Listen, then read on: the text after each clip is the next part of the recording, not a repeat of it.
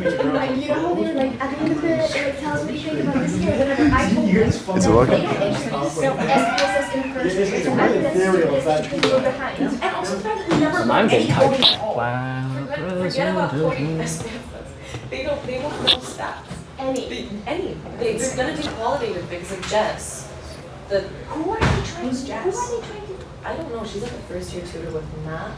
Jess is like, she has 4 That's crazy. I was already upset Ready? in the middle, so Let's do it I feel then. like our course is I'm gonna hold on to mine, just so I have the ability to. University already defined in terms of stats with other. Okay, guys. So I see a lot of familiar faces, which is great to see. So first of all, let me check if I am recording. Perfect. Yeah. So this year we've started the Neurotechnology Society, which hopefully should get you guys interested in the intersection between neuroscience and various technological tools. And so what I wanted to do first is just to give you a short introduction into why we did this in the first place. Because of course, anybody can try out technology. You can just go online and see a couple of videos, but why make a society around it? Okay? So, personally, and I think most of the committee that I'm working with would agree, we found that a lot of university is about theory. It's not application. You don't get to build anything. You don't get to change anything. And the problem with that is that when you actually get to the job market, when you get to practice the things that you've learned for years and years, you are basically you're basically restarting all over again. You're restarting the learning journey. And so what we're trying to do is to bridge that gap a little bit, to give you a sense of what you're actually in store for, so that once you get there, you're able to understand and navigate problems as an expert would. So the second, I would call it a dynamic shift in the industry that's happening right now, is that now with the advancement of AI technologies, generative AI like ChatGPT, Gemini, Claude, etc., we have the ability to create new things at a rate that's just unprecedented. And I think that with these technologies, we're now able to, not even having had much experience with Python, not even having much experience with research and working with libraries, are able to integrate things together because we have these assistants who can help us with that. So despite having that, we're still necessary in the actual creative process, in the actual process of making things and finding things that are important and are useful to people. So despite being able to vibe code, you still need to know what you want to vibe code, why you're doing it in the first place. So the point that this is trying to cover is that despite us having a lot of opportunities to create things, we still need the expertise to actually bring things together, to be those tinkerers that are going to make a difference.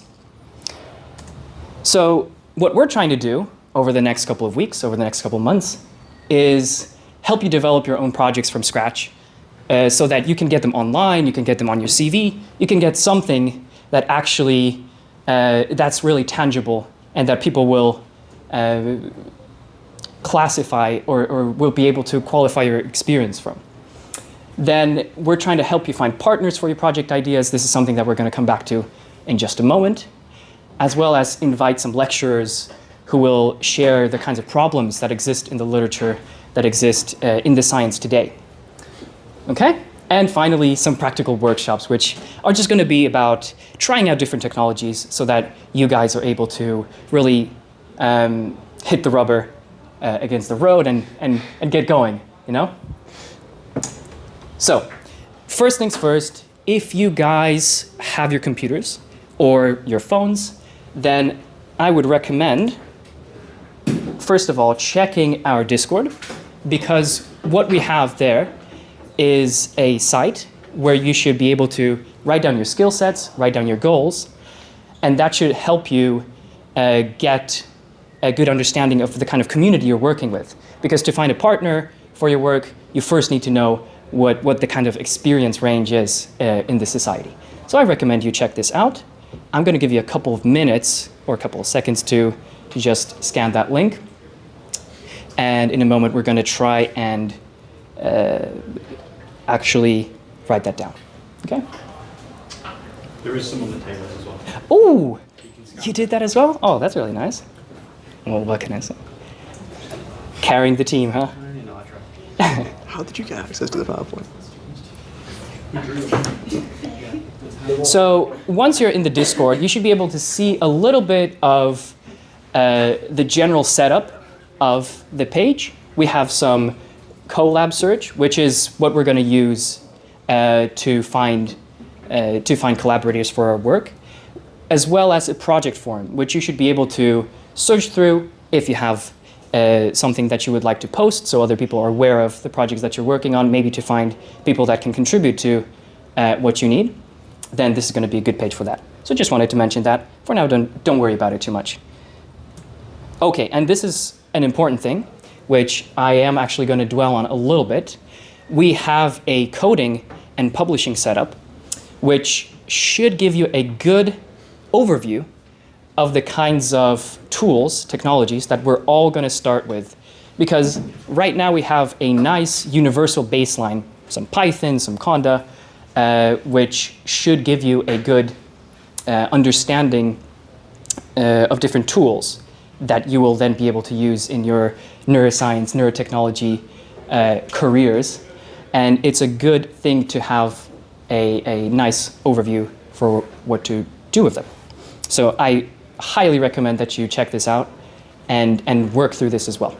The most important thing with this is that this is going to help you get everything set up correctly, because a lot of these core things that you're setting up, if they go wrong, it is a massive pain to troubleshoot them.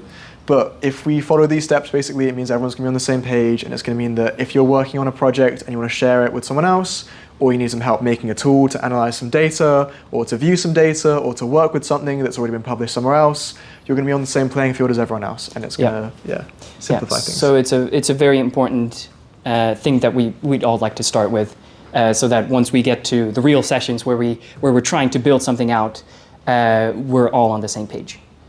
Okay, so all of these slides are going to be available for you via the Discord, via the WhatsApp group. We're going to send it over. So even if you don't have the chance to check it out now, you will.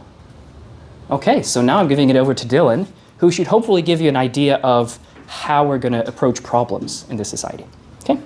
So we were talking with John the other day, and there was a quote I really liked. If you walk around with a hammer, everything starts to look like a nail. And I massively misjudged my audience and put a Warhammer reference on the slide, which only John will, well, a few people might get.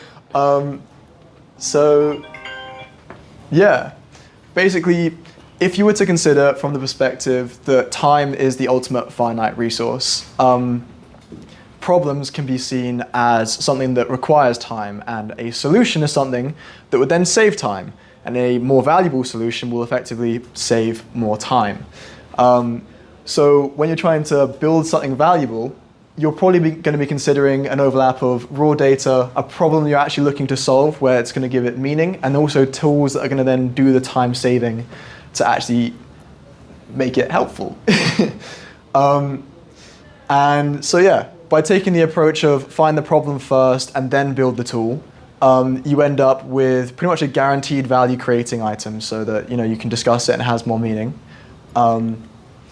which is pretty on the head, right? Mm-hmm. It's obvious. It's painfully obvious. In fact, it's incredibly painfully obvious in retrospect, which is why we're emphasizing it now, and it's why we're framing a lot of what we're going to be doing as a society as problem orientated, basically, in that we would rather spend time now researching lots of different things, talking to different members of the society, different disciplines, guest lecturers, professors, researchers, PhD students in the future, and understanding the space that you're working in, so you can find a problem that you're genuinely interested in, and then when you go and look at tools, you can find tools that it's like, okay, hey, if I understand how to use this LLM or this machine learning architecture, or even just this piece of software, it's actually going to help me, as opposed to I've spent hours doing this, I refuse to not do this, which is how I write most of my essays.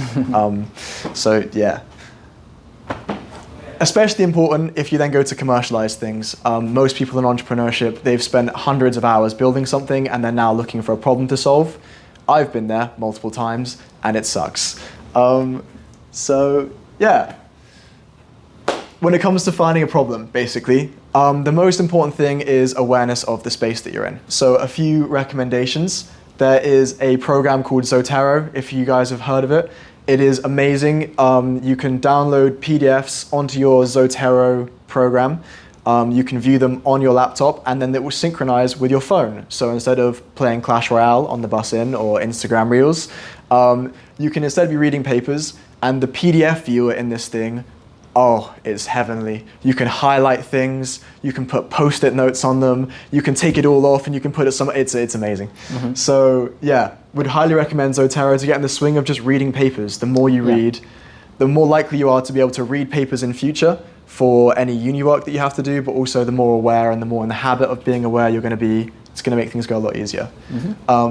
Pursuing topics that interest you and changing topics rapidly, because there's lots of stuff out there. You don't have to get bogged down on the first thing. And then speaking to all of the people that we're hopefully going to get into this community. This is our first trial session. It's bigger than we were expecting, but smaller than we're aiming for, if that makes sense. So we're quite happy with how things are going so far. But the idea is to get people from biology, from psychology, computer science, engineering, all in the same room, all talking about the things that they're passionate with, so we can find things that, you know, people have overlooked from different fields that can be applied in different ways. And then it comes to finding these people as well. So we're going to be trying to be getting in guest lecturers. Hugo went through the entire neuroscience list of people. And over the summer, Hugo, John, well, everyone except for me basically has started reaching out to those researchers. And we've kind of started getting people hooked up. So we've got a few things coming up. We already have someone planned for next week. So hopefully this should facilitate any sort of idea generation that you might have for yourself. If you have someone who already knows the field, who already has some experience with it, then it's much easier to find problems because they can direct you in the right areas. So we've got a lot of people like that. I think at this point we have about 14 partners, a couple of which have already committed to joining us at some point throughout the semester or throughout the next semester. So we've got our wonderful committee working on that as well, and hopefully there should be more information about that soon. Yeah, we've also going to be starting to reach out to some companies as well, hopefully get some people like spokespersons and interesting opportunities. And also we have experience reaching out to these people, so if there's someone that you want to talk to, we're happy to reach out on your behalf. And we can give you access to, you know, kind of like email templates that we've been using that we found have been quite effective as well. Tailoring your content. I have 2 YouTube channels. One is subscribed to Minecraft YouTubers and the other is subscribed to neuroscience people. It's very helpful to be able to switch between and get different recommended content streams basically. And it helps you kind of keep in the space and watch less Minecraft YouTube. Same thing with social media. Generative AI and deep search is obviously very helpful. Take it with a pinch of salt. It's very convenient to do that and your brain will shrink as you do it. So try and, you know, do it the hard way sometimes because you'll learn more. And also, if you've ever heard of it, Research Rabbit is an amazing piece of software. You can put one paper in, you can see related papers in the field, papers that have referenced this, papers that have cited it, and you can then crawl through a big chain of papers to find stuff that you're actually interested in. And then it maps out all of the papers that you've saved to a collection and gives you a great big lovely diagram about how everything interrelates to each other in the field. 10 out of 10, would really recommend it. It also syncs with the Zotero library, so part of the reason it's recommended that. What is it called? This one's... Research Rabbit. It's just a browser-based tool, essentially. You just sync things up and, dive down one hole. Yeah, down rabbit holes. So, once you've found these problems, of course, check in with generative AI. How do I address this? It will probably spit out some relatively useful stuff. Be aware that also in the university, if you're looking to actually make something physical to help you with this, there is free 3D printing. We can do circuit manufacturing, laser cutting, there's soldering facilities. There is loads that we have access to, and there's more that we can access if you just ask, basically. And, you know, give us a shout as well, because we probably can direct you to a few interesting places. Yeah, we've done some work on this before, so I mean, Dylan, for example, has already found some EMGs in the past, and he's on the prowl for an EEG this year. So we're definitely going to have some more tools that you guys can get your hands on soon. Yeah. We are also considering buying some things as well. We can request money from the student union. There is a budget limit of 1,500 from the student union. More stuff and things about that later, basically, as our glorious treasurer, John, will be telling you. You just said exactly what I'm going to say. Yes, so sorry. very soon, very soon. But yeah, when it comes to doing your initial stuff, definitely talking to peers and researchers, really helpful. And if you're looking for like a tool or something, check GitHub. There is a very high chance that someone has already gone down the same line as thinking and has either tried and failed and posted about it, or tried and succeeded and made it open source on GitHub. You can find data sets on Kaggle, you can find neural networks on Hugging Face, and of course tutorials on websites such as Coursera. Strongly recommend just doing as many courses as you can if you've got nothing else to do. Oh, it didn't update. You can ignore these ones. But personal recommendation is to use PyTorch over TensorFlow. They're two of the main ones, but PyTorch, generally speaking, can be more flexible and more Python-like. Yeah. Whereas TensorFlow, yeah, you can sometimes have some issues, basically. But generally, these tools are something that we'll definitely introduce to you guys over the next couple of weeks. And you should hopefully get more of a grip on what your preference is for what you'd like to dedicate your time towards. There's the updated There slide. it is. Yes. Yeah. Do you care about? Yes, we do. Of course. Sorry. So there's not really much in the way of like for you guys to worry about funding stuff. Obviously, it's really kind of our job, but we do need projects and we need to put things on applications for funding. So if you have, so the Fund It thing, which is what Dylan mentioned earlier, is our primary source of money from the student union. So if you have a project in mind and you think you might need some money to put towards that, you can speak to us and hopefully we can kind of arrange to put an application in and we can try and sort something out there. Obviously that becomes a lot easier if you've got multiple people who are doing kind of similar projects that could use the same kinds of equipment. An EEG headset is a good example of that. Like lots of people could make use of that. So being able to kind of like be like, oh, we've got like 3 or 4 students or 3 or 4 sets of project like leaders who want to use this piece of equipment, it's a good case for us to be able to buy it. So yeah, if you've got anything in mind, the next round of funding the application window is from the next week until the 15th, from the 5th to the 15th. And that runs kind of every semester. So we get 2 windows each semester. So don't worry if you're not thinking of anything so far this year, next semester we can get more funding again. So there's not really that much of a time limit on it. The other sort of source of funding we can potentially do, it might be interesting to you guys, is the Pitch It competition. So that's run by the Entrepreneurship Centre and the Student Union. And essentially that is just come up with a pitch to make money for the society. And we submit it and they kind of do the competition for it. I believe that runs at the beginning of next year. So if you have anything in mind, you're like, oh, I think this could be a cool way to generate money for the society, let us know, and we're kind of happy to hand that over as a project for you guys for you to run with. And then, as you can see, you can get up to 1,250 quid to then run with that idea and do it. It's more entrepreneurship based than I guess everyone here will be interested in, but it's still a good opportunity. Whoa, everyone. Oh, sorry, everyone here is interested. So yeah, there you go. Thank you. Yeah, so generally, just to give you guys an overview of how the next couple of sessions are going to go, so you can evaluate for yourself if that's something you're interested in or not. Right now we're doing the intro, but in the next couple of weeks we're going to do project discovery workshops where you guys can get to figure out what is the kind of project, what is the kind of tools that you'd like to be working with more. So that in weeks 4 through 10, of course these are I would say fuzzy deadlines, we're going to have more an opportunity to actually explore your project. So you can come in with your computer and you can start working on the things that you've found interesting. All throughout this, we're going to have some people who are going to be talking to us, some professors, some really serious professors. I didn't know Manchester had so many people, and they're going to be giving you a little bit of an overview of the field so that you can have more ideas for what you'd like to work on. There's also potential progress I made presentations where you get to kind of chat with people, show them what you've done so far. It is useful to have a little bit of feedback from people to see if you're on the right track or not. And it's always, that's kind of what the community we're trying to create here is that people feel open to share their ideas with one another and also feel free to receive critical feedback.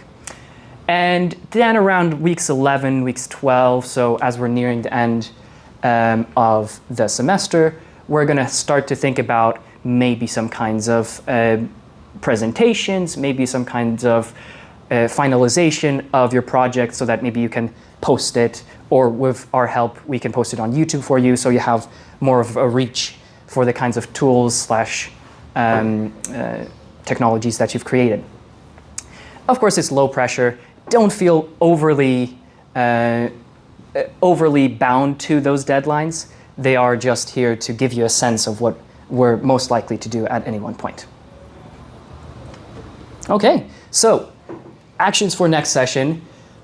First things first, make sure that you've checked out the Google Doc and gone through the steps that we provide, because that's going to help you start on an equal grounding with everyone else. When we want to share some libraries, when you want to interact about some new Python tools, or when a lecture is coming in, they're most likely going to use the tools that we're already going to introduce to you. So if you have that, you're going to benefit from that for sure. And then the second thing, which we kind of recommend you start thinking about, is what are the things that I'm interested in this area. And then if you give that a little bit of an overview, then you'll start to see that there's some areas which you're more interested in. Of course, through your university degree, you already started thinking about, you already started specializing in some sub-area, but consider the different applications that you might want to try over the next couple of weeks. And we're going to be, we should help you with exploring those in more depth thanks to our professors and thanks to the people we're going to be chatting with. Okay.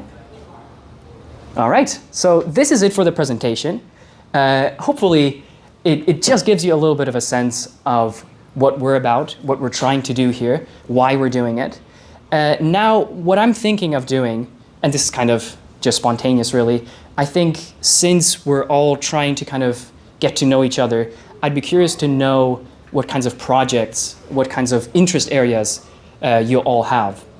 So at some point we can... And also, if anyone has any questions about any of the stuff we went through on the Yes. slides, feel free to ask as well. Sure. Did either of you to actually say what your names are? You know what? We kind of assume that most people know. You That's know? that's like a tiered subscription privilege. That's right. We'll reveal our names once you pay £5 per week. So, no, my name is Hugo Rydell. This is Dylan Simpson. We got the wonderful Jonathan Baker, Olivia Duchaquette, Natalia Herman, and these are our committee members. Hopefully, So far, exactly. We're always looking for eager young lads and ladies to take up more roles for us. be hard pressed in this room. Mostly girls. Do you want to share which roles? Sure, go ahead. So, Which roles for the committee members for advertising? oh, well, so far I think we're kind of good because we've started. Oh my God, I'm so sorry, Josh, because you're a new addition. So we've also got our social media guru. Social media manager. Yes, exactly. Oh my God, it's so new I hadn't heard of this. Exactly. Yeah, we've just added him. Oh yeah, I'm glad. You must. You absolutely must. Yeah. So we've got a nice community going for our committee, and hopefully we should have more people joining us soon. I would say when we first started sitting down and talking, we thought we'd have some people be like events coordinators, which is Olivia and Natalia so far. But also because we're going into our third years, a lot of us, the workload's definitely going to increase, and so to ensure that we keep being effective, basically, we would also be looking for people to help them out with just like doing odd bits and bobs for events. So the idea is that the coordinators would be responsible for making sure things went down nicely, but then would be able to delegate stuff to volunteers who are there, like, yeah, I'll message the lecturer, or yeah, I'll book the room, kind of thing. And then the more people that are familiar with those steps, the easier it is to delegate to it in future, basically. Yeah. So if that sounds like something that's interested to you, or you would just like to reach out to a lecturer, by all means, just let us know. Yeah, because we can always organize things on an almost ad hoc basis. We do have a nice little meeting plan already set in place, so you should be able to add some people that you're interested in talking to soon. Yeah, okay, so let me stop the recording.